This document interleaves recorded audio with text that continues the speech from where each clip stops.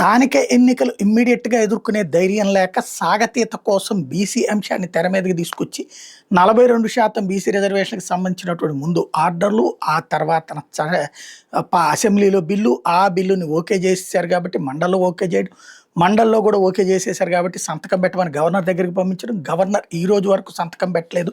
ఇదంతా బీజేపీ ఆపేస్తున్నట్టు ప్రచారం చేయడం, ఇదంతా ఒక హైడ్రామా జరిగేటట్టు. హైకోర్టులో దీన్ని ఆపేయమని ఒక వ్యక్తి పిటిషన్ వేస్తే సుప్రీంకోర్టుకి మరొక వ్యక్తి వెళ్తే సుప్రీంకోర్టు ఇవాళ ఆ పిటిషన్ని తోసిపుచ్చింది. ఎందుకు?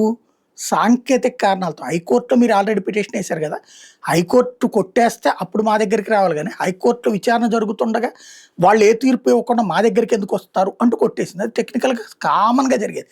కానీ అర్జెంటుగా కాంగ్రెస్ పార్టీకి సంబంధించిన మంత్రుల బృందం అంతా ఢిల్లీకి చేరుకుని వీళ్ళందరూ ఇంప్లీడ్ పిటిషన్స్ వేసేసి ఇంకేముంది మేమందరం దీన్ని ఏదో పోరాడి సాధిస్తానికి ప్రయత్నించాం అన్నటువంటి రూట్లో బిల్డప్ చేసి, ఎందుకంటే కోర్టు కొట్టేస్తే కనుక మేము పోరాడాం అని చెప్పడానికి. కోర్టు ఇవాళ పిటిషన్ని కొట్టేసింది, వీళ్ళ అప్పీల్ని కొట్టేయలేదు. కాబట్టి ఇప్పుడు అదిగో చూసారా మేము సాధించాము, ఊరట లభించింది. అందులో ఊరట లభించేదో నాకు అర్థం కాల. ఆంధ్రప్రదేశ్ ఇదే తెలంగాణ హైకోర్టులోకి వెళ్ళి విచారించకుండా ఆ కోర్టు తేల్చి చెప్తుందంటే మాకు ఊరట కలిగించింది, మాకు విజయం సాధించిందనే ఈ హైడ్రామా ఎందుకు? తెలంగాణ హైకోర్టు 8వ తారీఖున తేల్చాలా, ఆ రోజున ఏం తెలుస్తుందో చూడాలి. ఈలోపు ఈ డ్రామా అన్నటువంటిది మాత్రం బీసీల కోసం పోరాడుతున్నట్టు రకరకాల ఎవరో అడ్డుకుంటున్నట్టు డ్రామాను మాత్రం కొనసాగిస్తున్నారు.